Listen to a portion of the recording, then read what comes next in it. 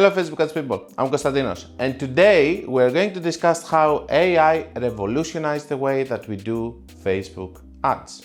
So, as we discussed several times into my podcast, I'm not the kind of, and in my videos also, I'm not the kind of person that is going to reject AI because I believe that it's super helpful and I have seen the benefits of using it for the good of my own company, my clients, and with the ads. The thing that I'm going to show you today, it's not like something that I have invented on my own, it's something that we were doing, but the AI is helping much more in the process and it's making it better. And I can tell you all my process of how I manage ads like this to my clients with the help of ChatGPT mostly and the AI, so that I can have better results. It's needless to say that this video is not about an AI that is just making better ads with automated rules and stuff, because we don't have an AI like this. I still don't believe that there is any good programs out there for Facebook ads with an AI. But what I'm going to show you, it's all about ChatGPT and how we're using it in order to find different copies and in order to find different scenarios for our different videos and everything. Okay, so let me show you the way that I think about my clients and how it's working. First of all, what you can see here is one of the ad copies that I'm using for one of my clients. The way that we are operating in each of the clients is analyzing the niche. Of course, we always do an audience research, we always do a research on their landing pages, on how they work and everything. But we also want to understand why somebody should buy this service or product or whatever, and what kind of problem is it fixing. This is something which is fundamental for every business. When you are having a business, what kind of problem is it fixing, and if it's relieving you, not relieving,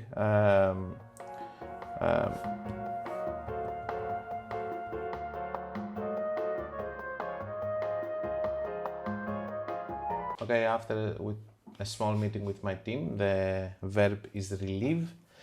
So what kind of problem is going to relieve, is going to solve, whatever. I could have said solved all of this time and skip all of this drama.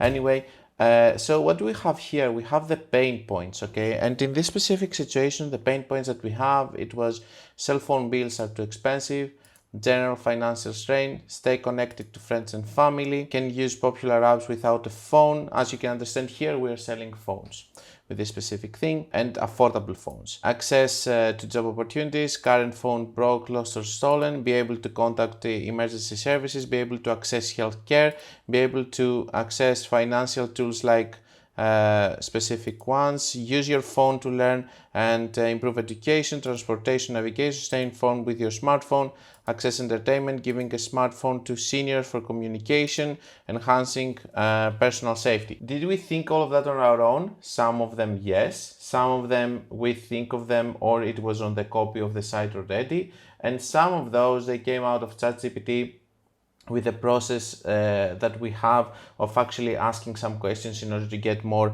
pain points.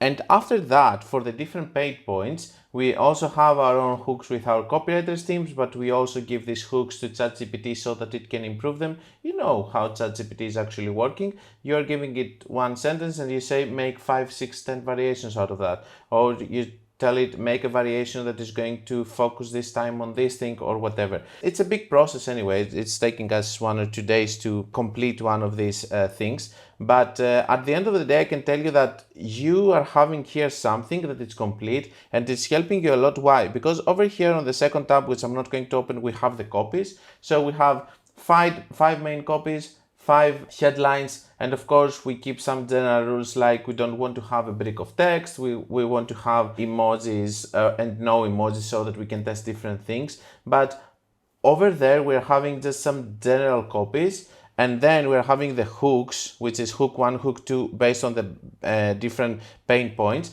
And on this one, we're just putting every hook that we want to choose on the top of each one of these copies. So that creates countless, it's not countless, a lot of different combinations, and then we are just putting a bolt here to the ones that we started using so that we can start testing.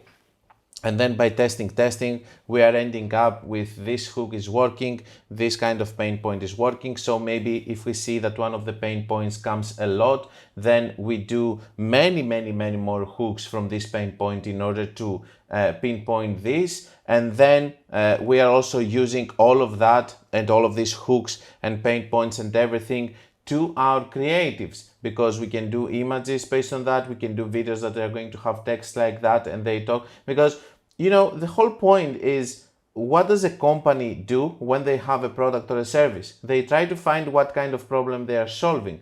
What if you have a company and you think that you solve problem A, but in reality you're solving problem B and C, which is more important for the customers? Then you don't know that, and it means that you cannot actually say anything about it, and it means that you can actually convince less people that they don't know that you are solving this kind of problem because you didn't know that you do. This is just a very simplified example to explain why you need to go through the process of doing all of these pain points, hooks and everything, and then just focus in one or two pain points that are working. So just to analyze one of the examples here, so let's say that we take the pain point of general financial strain, okay? Then we have hook one. It says, don't let money worries keep you up at night. Financial strain doesn't have to mean significantly connectivity. Stay connected without the financial strain. No need to sacrifice staying connected to save money, and so on. And you can have hooks like this. We put 5 hooks for each one of the categories for the pain points. And the most important thing is that you're having enough to test. And if you see that one of the pain points is actually working, then you expand and you put more hooks and more hooks. But I think that you understand the point of how this is actually working and what am I proposing here. Another thing that I have seen a lot coming is that this kind of process is helping a lot in the creatives, because basically it's completely different of doing creatives just to test the creative, and completely different of doing creatives with something that you know that it already resonates with people that are going to buy the product. And this is the pain point that you are going to define that is going to work after you break down the results in working campaigns. The last thing that I want to mention is that we know from the other accounts that I'm showing you from time to time, like this one, for example, if we see on the maximum period, 362k, 7.74, 2.8 million. The way that I showed you in previous case studies of how these are working, and I'm going to put the link, is that yes, I have done this process, and yes, I have done this process with creatives also, and yes, I have found the pain points that this specific company with their product is having, it's helping. And I was able also to make more creatives, and with that way I was able to make also more campaigns with different pain points, and so on and so on. So this thing is not only helping you to find just one pain point or one hook that is going to work, but it helps you find a lot of different creatives, a lot of different copies, a lot of different things that are going to work together in order for you to have several campaigns stacked up with different pain points, with different creatives, with creatives that they have other pain points, with creatives that they have other pain points and hooks. And of course it's taking some time, as you can see in the case study videos that you can see after this video. But let me tell you that it's super efficient and super profitable, because you are convincing people from different entry points. The same way that I have videos that I explain that creatives are helping people to be convinced by the different things that they show. For example, showing a car, as we explained in the example, based on specs, based on aesthetics, based on lifestyle. Somebody can buy because of these reasons, and you can give them that through other creatives that are explaining this. You can do the same thing when you're having, for example, you know that a lot of people are buying a car because of the specs, but then you also go to the pain points and you do videos with the specs and the pain points. And then it's becoming more powerful, and not only more powerful, it's becoming just another campaign that you have, which is convincing people from 2 entry points this time instead of 1, which means that you're going to have more entry points and penetration to the market. So all of this is happening for us to define, and this is how I managed to scale also this account that I'm showing you in another case study, 2023. Let's go from May to January, just for this year, just to see. Let's take all the campaigns that have spent money, filter them by selection.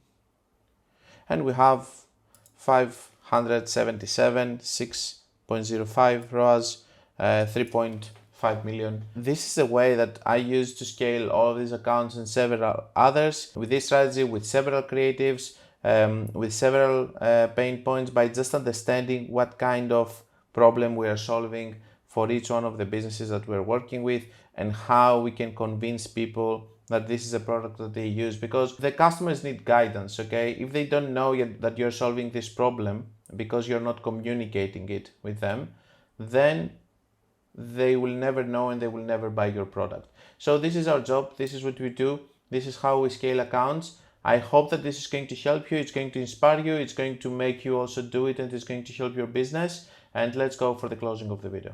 So that's all I had for you about this ChatGPT AI method, and how it helped my ad accounts do better and better and better. And I hope that you liked it. I hope that it's going to inspire you. I hope that it's going to help you, and I hope that you will start using it along with all of my other strategies that I'm showing in this channel. Don't forget that if you want to learn more about Facebook ads, you can check my book, my free course, my paid course. By the way, this is not inside the paid course. I haven't done any course about the ChatGPT and anything inside the paid course, just saying it. You can also check my website and send me an email if you want something. And don't forget that until we meet again, be creative, use the AI, and be consistent, guys.